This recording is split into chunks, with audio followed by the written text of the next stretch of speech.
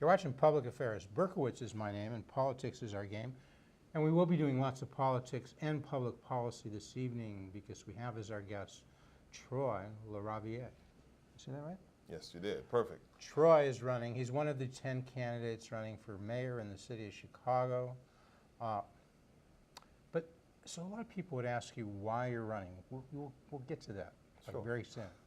But this is a little different start because right around 1962,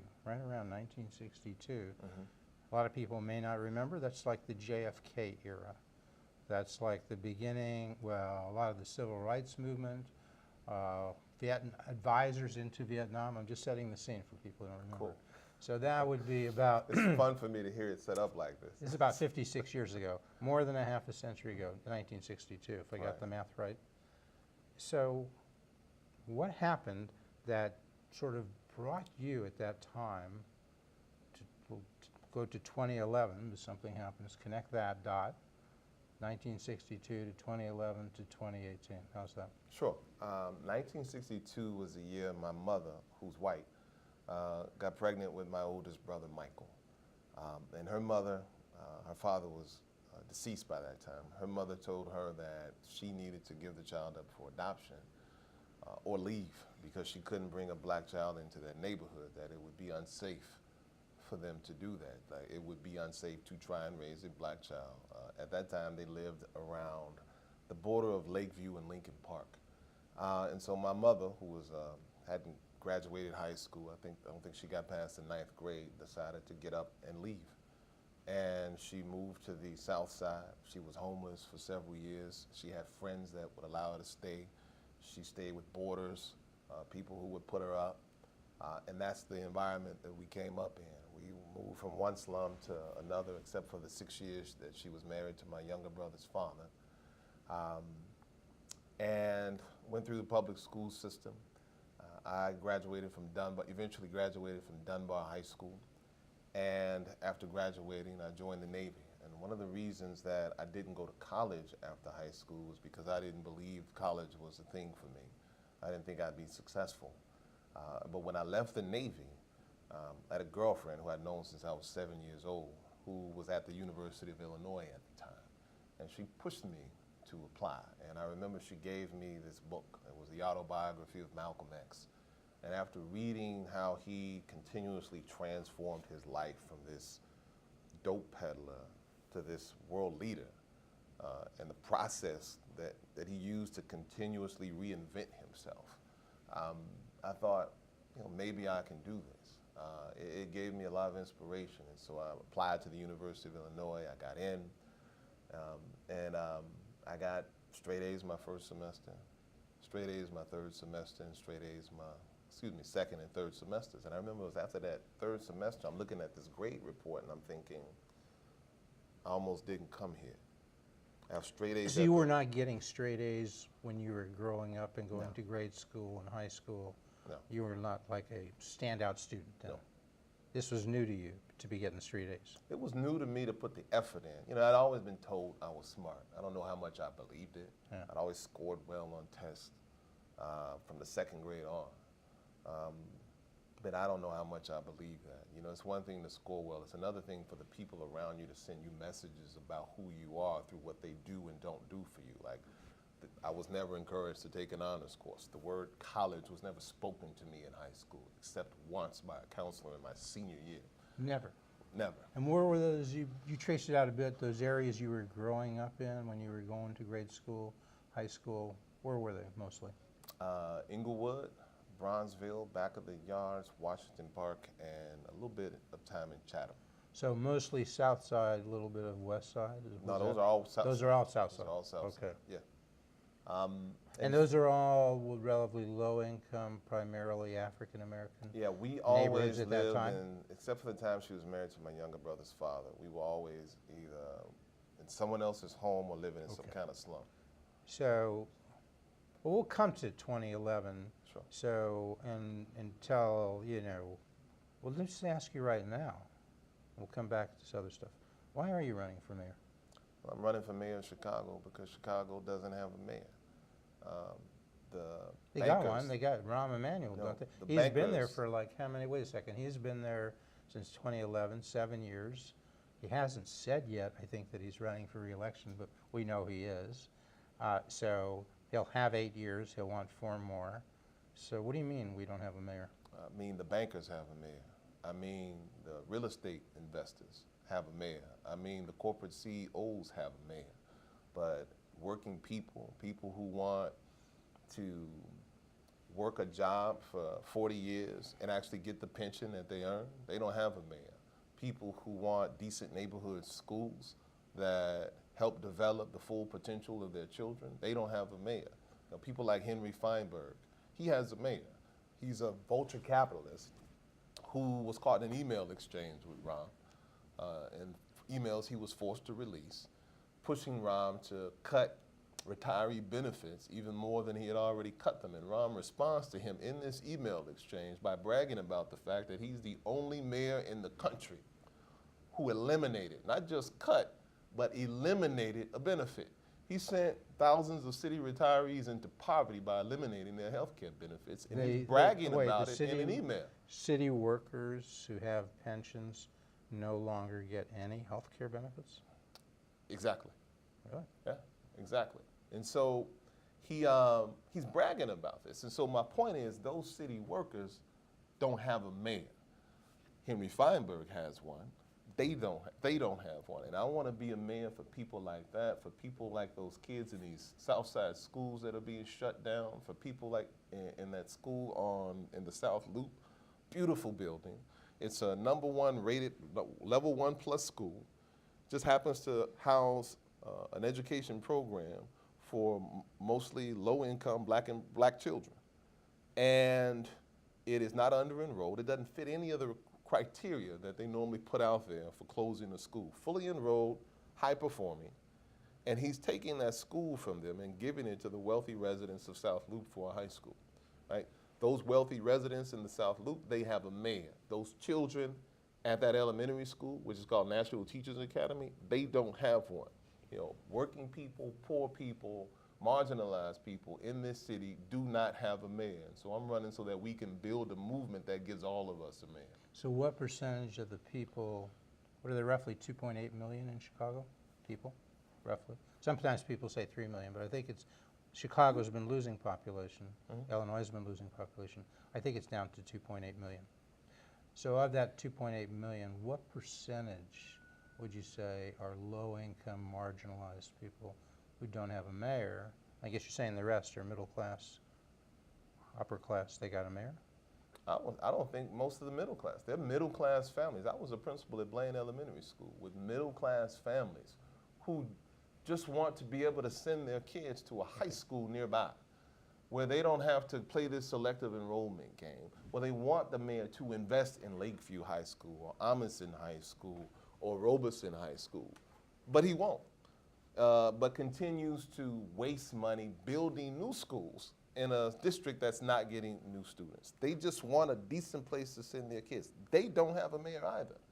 And so you can say the percentage is 99 or 80 depending upon what your criteria is. But the point is the majority of the people in this city do not have a mayor, do not have someone who will use the power of City Hall to advocate and be a champion for the majority of people in this city. But it will use that power to advocate and be a champion for people who already have so much power. They don't need an advocate. They don't need a champion. Okay, so that's rather long answer. People can find more and some of the same on TroyForChicago.com, right? Sure. But I would have thought, would you get around sometime if I let you talk for 20 minutes on your own? Would you say the words Laquan McDonald? Is Laquan McDonald and that, what happened there, an issue in this race? Of course. It's the issue behind Laquan McDonald. Right? I can give you the simple answer, or we can actually look at the root cause of that. Because Laquan McDonald is a symptom.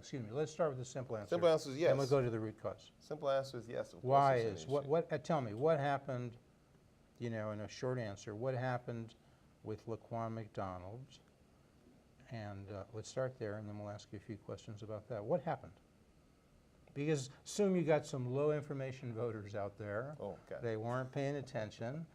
When did this happen, Laquan McDonald? You know the date? I do not know the date. Okay, I'll help you out. I'm a nice guy. October 20, 2014. Pretty sure I got that right. Okay. So about 3 years ago. Well, more than 3.5 years ago, whatever. Hey, I don't think it matters when it happened. It Okay, but matters it did. that it happened. Well, it does, and well, I'll tell you why I think Right. it matters. But in any case, so October 20, 2014, what happens? So a young boy, a teenage boy, is walking down the street. About how old? About 16, 17 Sounds years old. good, 16, okay. And police are following him, are lined up, trying to apprehend him or get him to stop doing whatever he's doing. What's he doing? Apparently, they say he was slashing tires. We don't know. Slashing tires, okay. They said a lot in those police reports that turned out to be false. So we don't know what he was What's your doing. best understanding? He was slashing tires? We don't have any understanding You don't have any of what he understanding, was okay. doing. None. How was he slashing tires? Do we have any idea what he was using to slash tires? They say he was wielding some kind of knife. You But have any again, idea they how said big? a lot. I think they say. I think most people know it was a 3-inch penknife, very small knife. So there's several police who are lined up trying to stop him or apprehend him. They seem to be all keeping their distance, a safe distance away from him. And one police officer, and they've been following this kid for quite a while, keeping a safe distance. And one police officer, Jason Van Dyke, rolls up on the scene and in less than 10 seconds gets out of his car, shoots the boy. The boy falls after the first 2 shots, and while he's lying on the ground, he continues to shoot 14 more bullets into the lifeless body. And so his intent was obviously not to defend himself. You can't defend yourself from someone. Even if you assume the first 2 shots, the last 14 shots went into a boy who was on the ground. So And so those last 14 shots, we know were intended to kill, not in self-defense. And so if the last 14 were intended to kill, how does your intention between the first 2 and the last 14 change in a split second? It means the first 2 were intended to kill just like the last 14 were intended to kill. So Rahm Emanuel, at that time, October 20, 2014, he had been mayor for almost 4 years. Let's say you had been elected, actually not, almost 3 years, I guess, 3 years, because he was elected mayor in 2011, right? In February or April of 2011, so October, 3.5 years, whatever, okay? Say you had been elected mayor in 2011. Say you had had the 3 or 3.5 years to do the run-up to Laquan McDonald. What could you have done differently that might have meant that wouldn't have happened what Jason Van Dyke did to Laquan McDonald?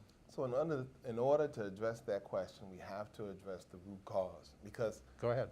Jason Van Dyke saw something that the average, that was not there. He saw perhaps a threat that was not there. Right? And there's a reason he saw that threat. He and millions of other people in this culture have been conditioned to see that threat whenever they are confronted with a black body. Not just white folks. Black people have many of the same prejudices about other black people. So this was race, is what you're saying. Jason Van Dyke, you're saying, was a white guy, is a white guy, right? Yes. He saw a black guy, and he saw a menacing incident that you're saying, he saw that because he saw a black guy and had prejudice. Did I get that right? Let me make this clear. Okay. You can't enslave people for over 200 years and get the buy-in of the population without convincing the population that there's something about these people that justifies that enslavement. You can't segregate them for 100 years and put them in inferior accommodations and have the population buy into it and accept it unless you convince them, right, through your power over the mass media and the culture, that there's something about these people that is less than us, They're more prone to violence than us. They're less intelligent than us. They're less intelligent Well, what could you than have, us. what could you have Let done? me set up what I'm only doing. just right? hold on for a second. I'll only interrupt when I'm conscious of the time. We've got about halfway through the show and we've got a lot of topics to cover. So take a little time, but I don't want you to take too much because you're taking time away from you on the other issues, okay? But this is the issue. Well, there are right? other issues. This is the issue. Okay, go People ahead. must I'm gonna give you a little understand more this. time. Okay, Right? go ahead.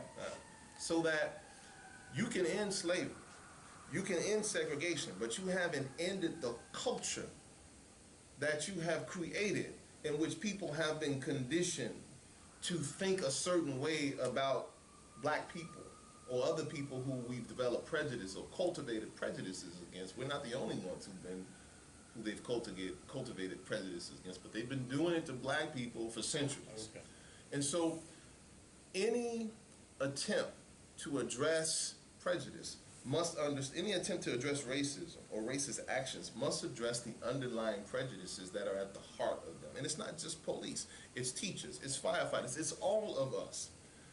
But one difference between the police and the rest of us is that the rest of us are not charged with carrying arms and then policing the people that we've been taught to be prejudiced against. And so any effort to address police violence against black people must address the prejudice at the heart of those racist actions. So what would you have done in the 3-year run-up to that? I'm assuming Right. you're saying you would have done something in the 3-year And so run-up. one of the biggest things that that people would have talk addressed about, that. one of the biggest things that people talk about is this implicit bias, We've heard that? right? Yeah. Everything, when they talk about implicit bias, they're talking about addressing everything I just talked about. Okay, so that's, Right. you would have had a training program dealing with implicit bias? Not just a training program, a program that an everyday part of the culture of not just CPD, but any institution. But CPD, again, is the most important because they're armed policing the people they have these prejudices against. CPD, Chicago Police Department. Okay. But this is the kind of training we need in every aspect of public But service. most important there because of this weapon that they Because carry. they are that can carrying be weapons, lethal. right? Right. And so you can have a prejudice. Good people, and let me be clear, good people can have these bias.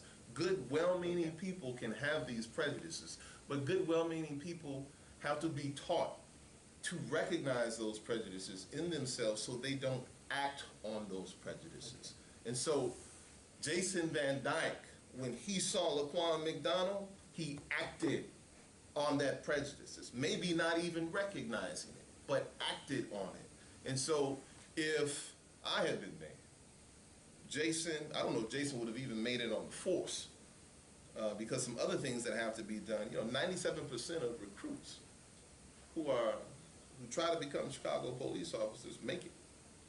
In other cities, it's 80, 75, 60%. And so something about the screening here, But what percentage, in our what district. percentage make it, did you say? 97 in Chicago, Of 97% of the people who apply to be Chicago policemen make it. make it. That's So right. we don't screen out very many, is what you're saying. Exactly. Most other cities, it might be 80, 85%. Exactly. They screen out 20%. Here they screen out 3%. Exactly. Gotcha, okay. Right? And so that's like at the beginning. But those who do make it have to have a constant culture where they are encouraged to recognize their prejudices, confront them, and train themselves not to act on those prejudices, particularly when they're policing the people they're prejudiced against. This is important. But I gave you a lot of time. Sure. Now I'm just telling you, we got 10 minutes left. So we got to try to cover a number of issues. So let's try to do it a little more succinctly because I want these people out there to know the full Troy, okay? So The it's full up to Troy you. gives full answers to questions. Okay, well then you have to I come don't back. do- You'll I have don't to do come back, talking Troy. points. You'd Yeah. have to come back, so we're gonna do 2 or 3 shows with you. Right. Which we're happy to do. So let me say one other thing. The other side, so we talk about accountability with police quite a bit. I haven't mentioned anything about accountability yet because the other side of accountability is giving people the capacity building and the training they need to meet the standard by which you're trying to hold them accountable.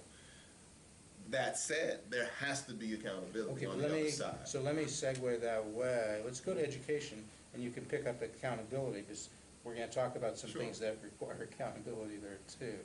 Okay, so let's go We're taping this show on June 14th, the year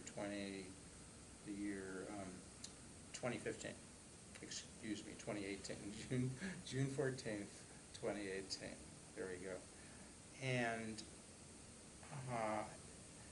the topic du jour for the last week or a little longer has been CPS, Chicago Public Schools, and the Tribune writing in the last week or two about what's been happening for the last 10 years.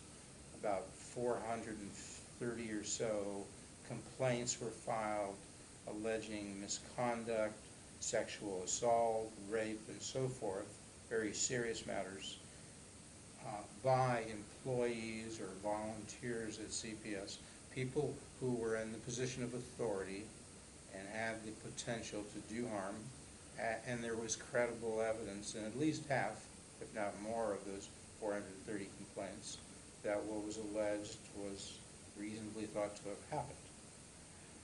And very little was disclosed over the last 10 years, and until the Tribune wrote about this. And the Tribune had to file a Freedom of Information Act request in January requiring CPS to give it information, and they still didn't get perhaps all the information they should have. And so you've read, I'm sure, a lot of what's there. You have been a teacher in the CPS system. You have been an assistant principal. You have been a principal. You have been head, and still are, head of the Principals and Administrators Association, right? Yes. At CPS. So you're very involved in that institution, and you're a smart guy, and you're running for mayor against 9 other candidates, including the current mayor. So tell us succinctly what happened, and then we'll delve into the CPS issue of the day. So one, not only did they have to file a Freedom of Information Act request, they had to threaten a suit before CPS gave them that information. In terms of succinctly what happened, in the investigation, they found that the district did 5 things wrong. Number 1, they failed to do adequate background checks. Number 2, they failed to conduct proper oversight of this kind of behavior. Number 3, they failed to notify other districts when someone was accused of abuse and left this district. Number 4, they failed to track these cases, just to see what sort of patterns they were. They had no idea. They didn't put themselves in a position. They track everything in CPS, but they didn't track this. Who's they? You just The central office. Central office, the network chiefs. They track things they care about. And last but not least, they found that the law department investigated cases of abuse and then used what they found when they investigated those cases to actually attack the victims when the victims would ultimately sue the district, which is a conflict of interest. You can't be representing the interests of the victims or pretending like you're representing the interests of the victims in investigating the case when ultimately you know you're the one who's going to have to defend the district against the lawsuit this person files. CPS administration or management has acknowledged that because they've changed that policy. Acknowledged it because they've been called out on. So what's the new policy of CPS to deal with this conflict that you just talked about? The last I read, they're trying to get the Inspector General, I believe his name is Schuler, to do the investigation, and then the CPS law department will okay, so they'll do the investigation, and then the law department will do what, actually, so spell it out, so I was not saying it correctly. The conflict was before CPS was investigating the complaint, and then what were they doing in addition that created the conflict? Defending them, they were investigating the complaint on behalf of the victim, Okay. and then using what they found to then attack the credibility of the victim. They were defending the interests of CPS, which meant the employee who was accused. Exactly. So that was the conflict. Now they'll have somebody else do the investigation. They will continue, CPS will continue to defend CPS and That's their job. That's what their lawyers are supposed to do. To defend the teachers, the coaches, the volunteers of CPS. Because I would have thought at some point, maybe those people should get a private attorney to do that. But when you sue the district must defend itself. These people are suing the district, They're not suing the individual. If they Right. sued the individual, then the Right. CPS would not would not represent them. Right, but I mean, Okay. that's not the major issue here. The major issues are those four, that's one of the major issues, but the four major findings. One of the things that people are talking about are policy changes in regard to these findings, but the things that people are neglecting to recognize is that many of these things are happening because CPS is the most understaffed school district in the state of Illinois. We are ranked 857 out of 858 in the ratio of students to certified staff. That means the average 600 student school in Illinois has 59 staff, almost 60 staff members in the average Illinois school for 600 kids. So that's You know your how many opinion. staff members? Excuse me, but your opinion, this all happened because CPS is understaffed? You know how Take many us- staff members Let me just give you an CPS example. has. Take me to the Simeon coach, you've read about that. The guy who was brought in, he had 4 felony convictions for possession and sale of narcotics. You know his name? I don't remember his name. I don't remember his name. Okay, but you know what I'm talking about, right? Right, that's an How individual. many, did he rape women there? Was he raping women, young girls? Was he just sexually assaulting? Because to me, that just doesn't sound like a staffing issue. Actually, it's many issues combined with the staffing issue. So let me finish the Okay. point I was making, and then Yeah, I'll you got connect it 3 to this minutes. point. Okay, okay. I would have had 4 if you didn't interrupt me. Well, we're gonna invite you So- back, so we're gonna give you that minute, okay? So, the average 600 student school in Illinois has 59 staff members. The average 600 student school in Chicago has 37. That's 22 fewer staff members for the same number of Say that students. stat one more time. The average Illinois school, not the top, the Average average, has what? almost 60, 59 staff members. Staff members. The average Chicago public school has 37. That's 22 fewer staff for the same number of kids. When you understaff the schools and when you understaff your central offices in terms of the background checks, you have to have people to do background checks. You have to have people to do oversight. You have to have people to notify other districts. How are you defining staff? Who's staff? The people who are put in position to do the job. Does that include teachers? It's teachers, principals, assistant Administrators, principals, everybody. deans, all of it. Or aides, whatever? Okay, Right. Gotcha, okay. And so, with this example, with this coach, for example, they needed volunteers, right? He was a volunteer, not a staff member, right? If CPS would actually have invested in sports programs, Okay. would have invested in sports programs, they would have hired a coach. And if they would have hired a coach, That guy he would have would have never- that guy would have never been in place. Well, okay, look, we got about a minute left, so I don't want to just say we're ending the show. Sure. You got a minute. And then I hope you're gonna come back, because it's kind of unorthodox, I interrupt more, actually, you know, like I interrupt, and we cover more ground, but if you're willing to come back, we're gonna offer you to I'll come back. come back anytime you ask. All right, so there, folks, there'll be a part 2 to this, and you'll find out much more about Troy LaRaviere, right? That's it, Troy LaRaviere. And you'll find out his views about employment and, well, I mean, in Chicago, job opportunities, whether there's equal economic development across the city and so forth. You'll find out, and it'll be suspense, because you're gonna find out, is he gonna point the finger of blame at anybody responsible for what he just talked about, in addition to the low staffing? So all that is coming up on public affairs, and, you watch for this, because, look, it's important. I'll rattle off quickly, see if I can do this real quickly. 9 other candidates in this race: Willie Wilson, 69, Dorothy Brown, 64. These are their ages: Paul Vallis, 64, Rahm Emanuel, 58, Gary McCarthy, 58, Lori Lightfoot, 55, Troy LaRaviere, 47, Neil Sells Griffin, we've had him on the show, 30, Amara Inya, 31, Jamal Green, 22, we've had Paul Vallis, we've had Willie Wilson, we had Dorothy Brown. We're out of time. You can tell us next time where you are in that group, where you are in terms of experience and background, and I'm guessing you think you should be the mayor. You'll find all of that out next time, and we'll try to do it next week if we can. And you remember, you come back next week and every week to see public affairs, to see people like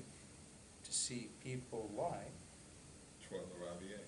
okay, running for mayor. All right, come on back.